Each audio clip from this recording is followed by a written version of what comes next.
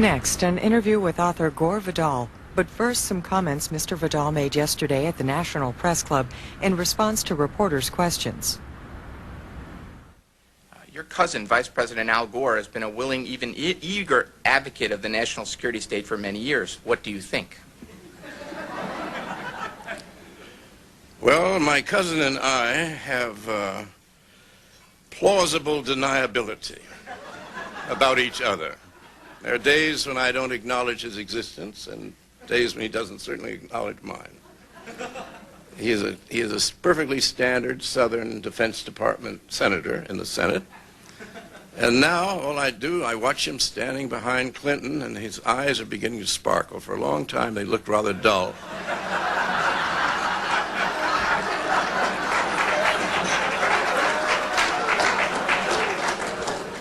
And if you notice him, there are times when, I worry about Clinton because Albert is getting closer and closer. He's going to bite one day. He just has a vampire look in his eye. And suddenly there'll be a new administration right on camera. I don't think that administration will be any different from Herbert Hoover, Harry Truman, you name it. Grover Cleveland. No, Grover Cleveland was pretty good about labor unions. What advice would you give President Clinton about his ongoing problems with the sex scandal surrounding the White House right now, its interns, etc.? Well, now we get to the point.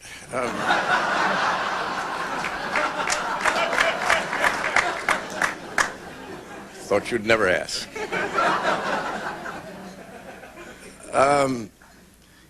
His first mistake was the famous 6-hour deposition to Ken Starr, in which asked about Monica, whom I think of. You remember that movie, Play Misty for Me?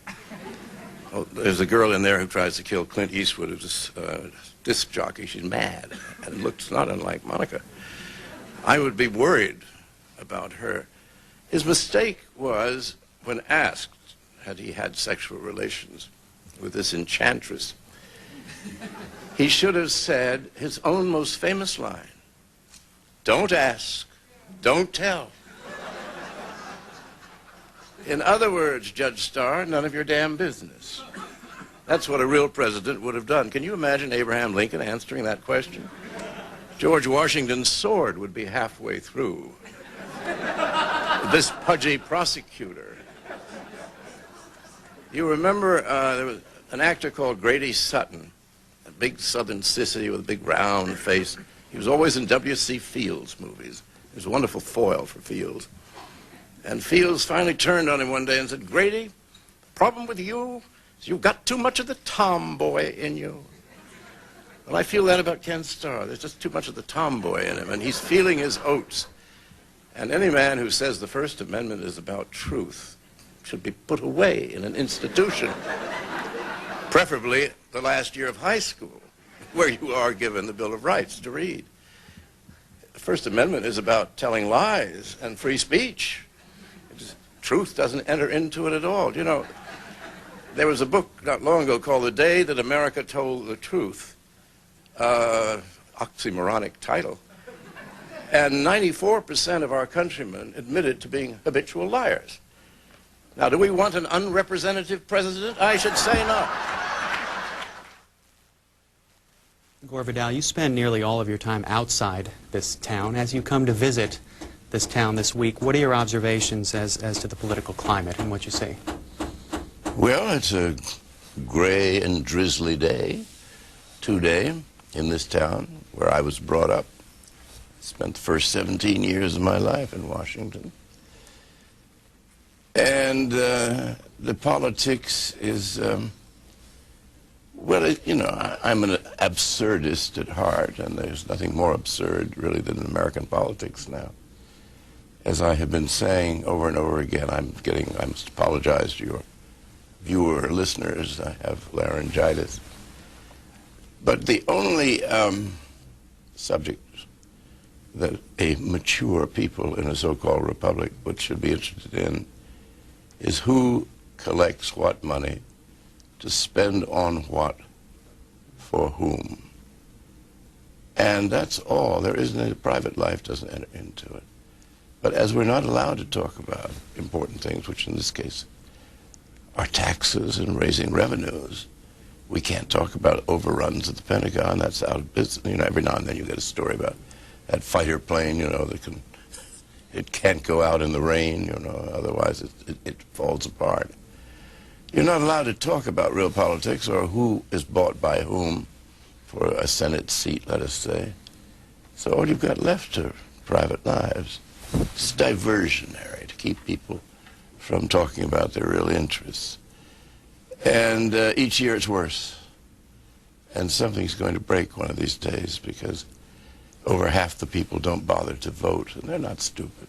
They figured out that we don't have representative government. If nobody's representing them, why bother to vote? This will change. I'm for going back to Philadelphia, of course. And Thomas Jefferson thought that we should revise the Constitution once a generation, every 30 years, he said. You cannot expect a man to wear a boy's jacket. Well, we're 200 years overdue for that.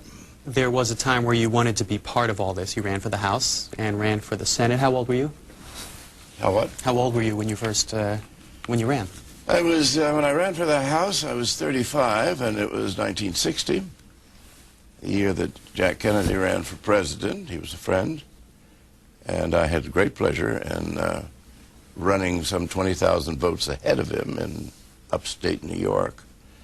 I was serious about it then. Then in 64, the seat was mine if I wanted it, and I didn't want it. I'd gone back to writing novels.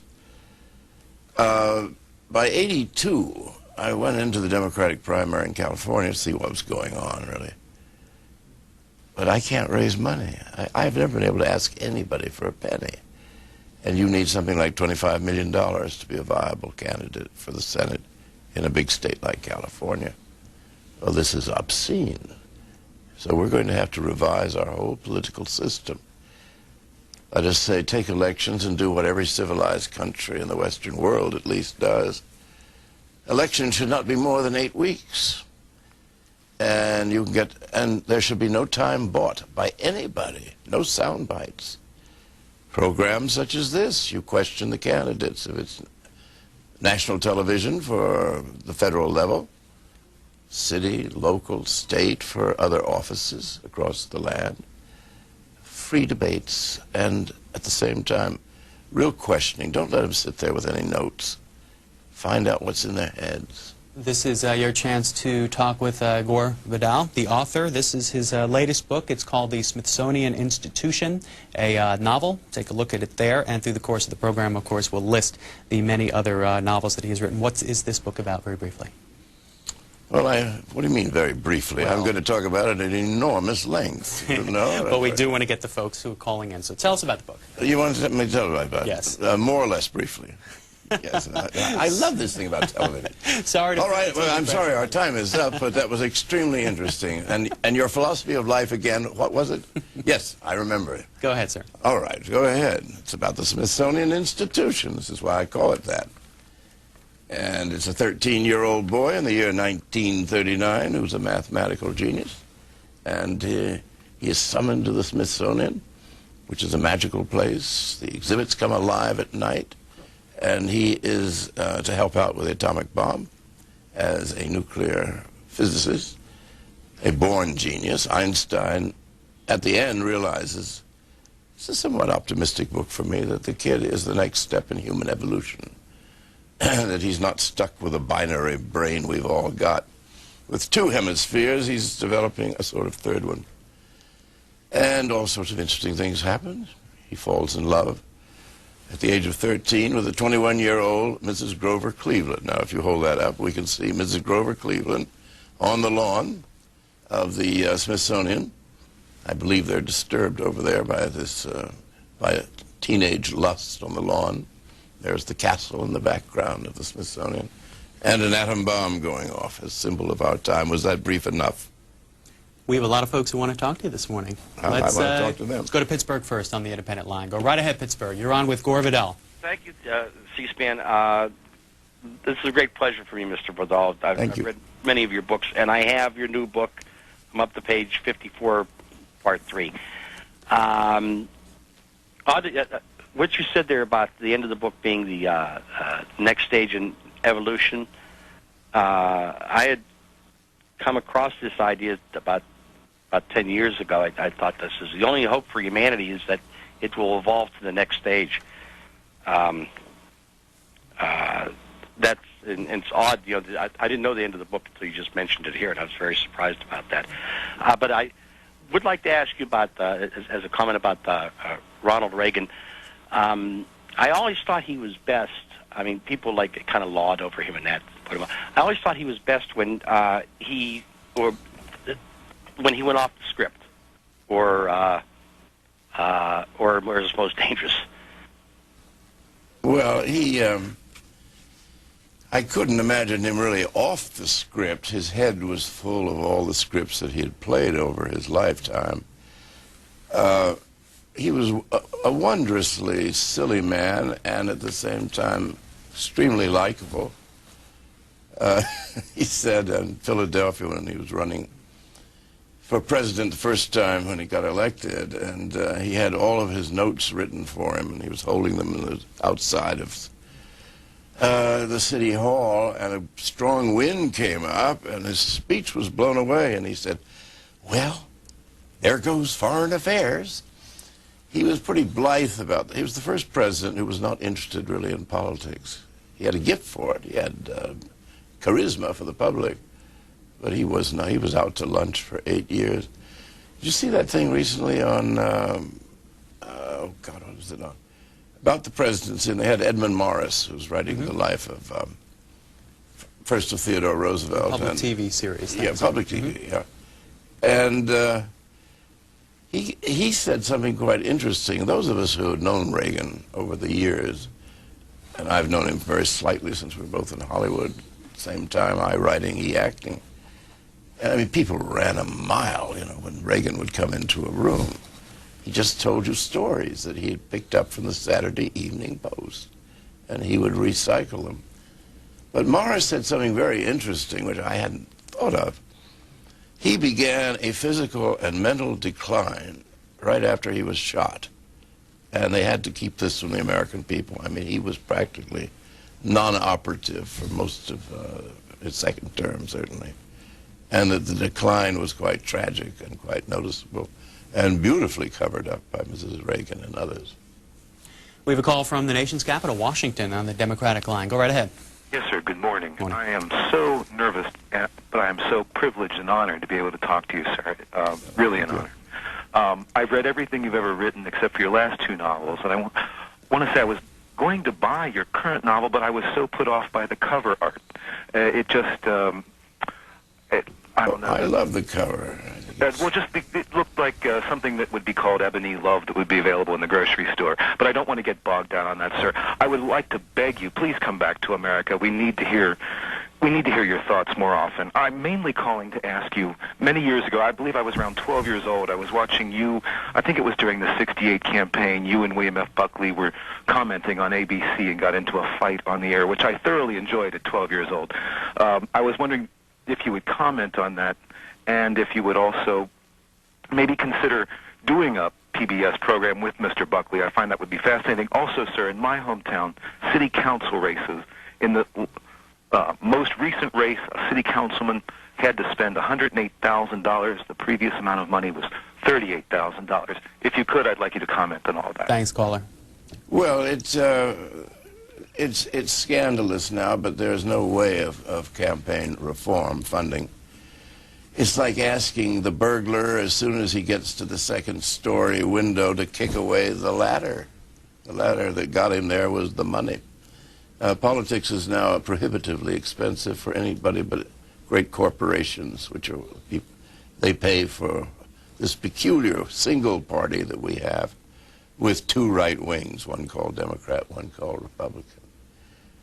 I live partly in Italy and partly in the Hollywood Hills, so you can argue that I don't live in America at all.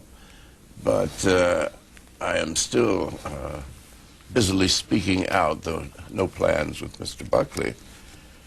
I am forbidden by the networks to appear on prime time, particularly in an election. Every 4 years, Peter Jennings tries to get ABC to get me back, as I, with some help from Mr. Buckley, the two of us made ABC #1 in '68 in prime time. I cannot be allowed back because Jennings gets very interested. Every 4 years he has this conversation. They say, oh, well, he'll just be outrageous. And Jennings says, well, in what way? Well, they can't say what way. Well, I just said the reason. Anyone who says there's only one political party in the country, the party of property, the party of corporations, and they pay for the Democrats, they pay for the Republicans, you can't say that on prime time. First of all, where's the horse race? What difference does it make who's elected? Who's going to switch on the box?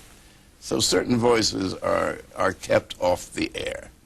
I was talking to Jerry Brown the other day. We've become friends since I ran against him in '82. And he was governor of California, as you know, for 8 years. And I said, have you ever been on Ted Koppel? And he said, yes, once. Now, here's a guy who ran the biggest state for 8 years. I said, well, how was it? He said, well, he asked me, did I think that campaigns cost too much? And I said, yes. And I said, that was it? He said, that was it. I was on about 40 seconds.